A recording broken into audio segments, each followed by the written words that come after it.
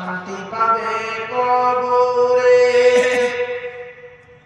মৌতেরি কষ্ট কঠিন শুনে রেখো মুসলমান, কোরআন শরীফ পড়লে পাশে জাকান্দারি হইয়া সান।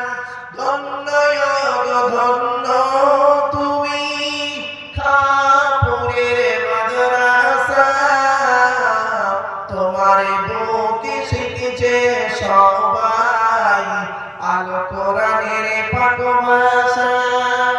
ছোট ছোট ছেলে বুকে কিতাব লইয়া সাজ সকালে আসছে তারা